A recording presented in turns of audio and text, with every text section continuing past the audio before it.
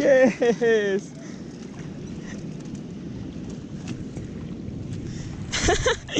Got my first ever walleye. Yeah, buddy. Yes.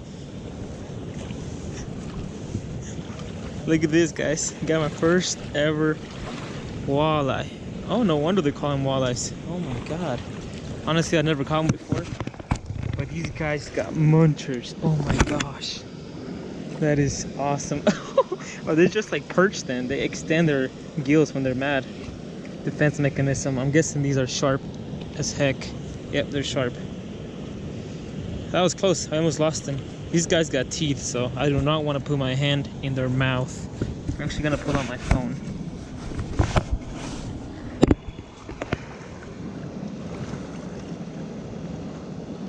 Of this little walleye. Bit a little easier for me to record it on my phone. Here you go. Guys, got some chompers. This is what they call them, walleyes. Their eyes are so weird. Anyway, this guy got little chompers on him. This guy's pretty sure is a male. Really not that big. I'm gonna let him go. How we can grow some more. But that is actually a really pretty fish. Not bad for my first walleye. I'm gonna take a picture of him. Si no estuviera más grande. Alright, Mr. Walleye.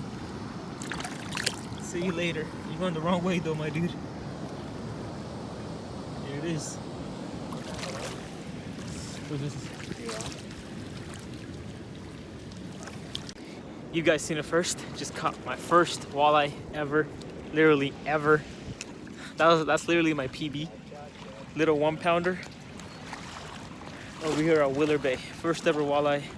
Hopefully we can catch some more. That guy fought pretty good, but I knew it wasn't that big just because it wasn't fighting that big. Hell yeah. I look weird on this camera. Alrighty. Sadly, I was only able to catch one walleye, but that is no biggie. I'm gonna be showing you exactly what I did, what baits I used, and how I actually casted it, retrieved it, everything. I'm gonna try to go in detail and how exactly I caught these fish. So let's do this. So first of all, let's start off with baits, rigs, and the hooks that I use. So let's see. I'm gonna show you guys right now exactly the baits that I used. The bait that I used that actually worked for me was this Tequila Sunrise Curly Tails by Callens, whatever you wanna call them. Triple threat grub. So it's a grub, curly tail grub. This is what I caught them with, and I tied them up with one of these. These are Eagle Claw 1/18 ounce tube jig. And the reason I bought these is because first, they're cheap, and I'm gonna tell you why they're cheap. The heck? They're cheap, and I'm gonna tell you why I bought the cheap ones. So, and this is what it looks like after I rigged it. So that's one of them. Another thing that I used was this chartreuse tail white. So I used both of these, and there's many ways you could rig these. You have your double rig right here. This is I tried this, but I lost, I don't even know how many, so I started using just one of them. The thing is that when you're casting in the water and you're getting snagged, you lose double the amount if you have a double rig. So I used just a regular one, just one, so I wouldn't lose so many baits and so many hooks. So that's why I bought the cheap ones. So my baits were this Tequila Sunrise and this regular chartreuse curly tail. They're by the same brand, same people, it's just different colors. Alright, so I'm pretty sure everybody knows how to set up a grub.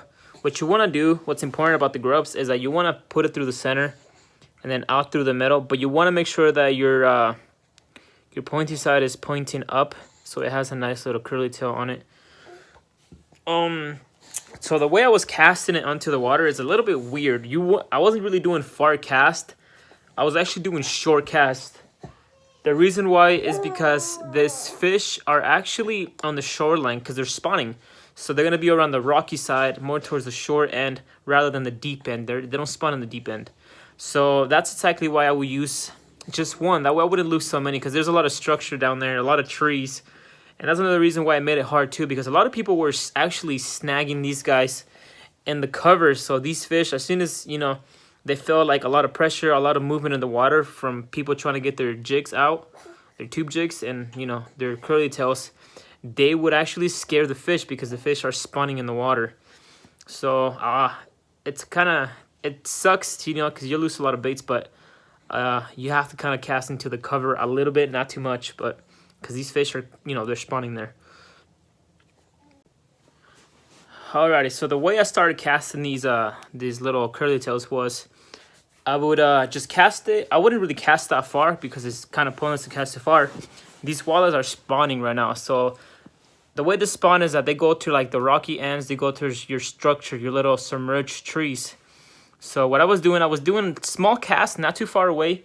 The thing is that there's also current where I was fishing over at Willard Bay. So you kind of have to like cast in an angle and make sure that you land kind of where you would think that these fish are at, which is, you know, the underwater structure. So what I was doing, I was just casting, not that far. I was letting it sink to the bottom and just ripping it off the bottom and just letting it sink down and just rip it twice, letting it sink down and rip it again and then just retrieve it. But the problem with letting it sit on the bottom was that I would get caught a lot in the structure. And that was mainly the problem that I had. It was losing these guys and getting them stuck. I also used 10-pound test. You could use braid, which would probably be a lot better, and it's, you know, the fish aren't going to see the braid. It's pretty, the water is pretty murky, so they won't see the braid. So it would be better to use braid. That way, in case you do get snug up, you can just bend the hooks trying to pull them out. So that really wouldn't be a big deal. But the key to catching these fish, honestly, is just letting it sink to the bottom and just ripping it off. That would cause this fish to get a reaction strike and just go ballistic on your bait. And I noticed what really caught the fish was this one. A lot of people were using the tequila sunrise for these fish. I saw at least 3 people with them. 2 of them caught like freaking huge ones. I was even lucky to catch one little guy, but I'm happy I caught him. But yeah, I was just letting it sit on the bottom, ripping it, letting it sit on the bottom, and ripping it. So if you are going to try to go out in the water, I would suggest you guys get a lot of these. This is a pack of 10. So these are a pack of 10. I lost 6 of them. So I lost 6 of them. These are in a pack of, I think also 10. A pack of 10, and I lost 6 of them. But that's why I went out and bought myself more of them. I got 1 right here. I got 2. So I got in total of 30 grubs, 30 curly tails, 30 tequila sunrises, and, you know, these. And I was only there for 2 hours. If I would have been there like a really long time, I probably would have lost all of these baits. So yeah, keep that in mind. If you want to go out there for a while, you might want to need a lot of bait. That's if, you know, you don't use, if you use braid, then you can probably get away with it a little bit easier. But another thing that I want to mention is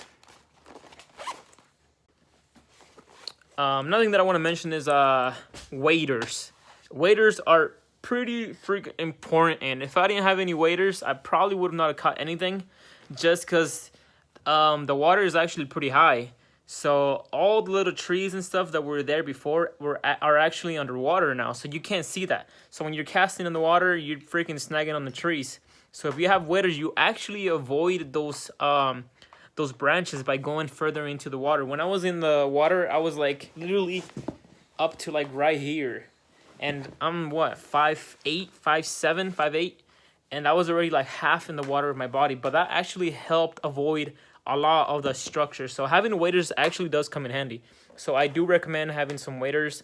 If you guys don't have waders, you can probably get away with it. It's gonna be a lot harder to catch these fish. All right, and last but not least, what I do want to tell you guys, if you guys are going to go out there and catch walleyes, you know, release the females. I mean, keep the limit if you do keep the limit, but release the females. I mean, that's the future of Willard Bay's walleyes, is the females.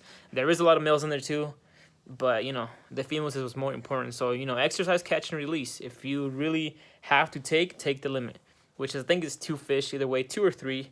Think it's 3, but don't count me on that. It could be, you know, it could be just regular too. So yeah, with that out of the way, do a little overview. Baits right here that I used was these tequila sunrises. This is what they look like in the package. You can buy these anywhere. 10-pound test. You better off using braid and waders, and that's about it, guys. I hope you guys enjoyed this little tutorial. I don't even want to call it a tutorial, more like a little how-to video. But I don't know, hope you guys enjoyed it, and thank you guys so much for watching. And don't forget to like, subscribe, and thank you guys so much for watching. Hope you guys catch yourself some walleyes. Peace out.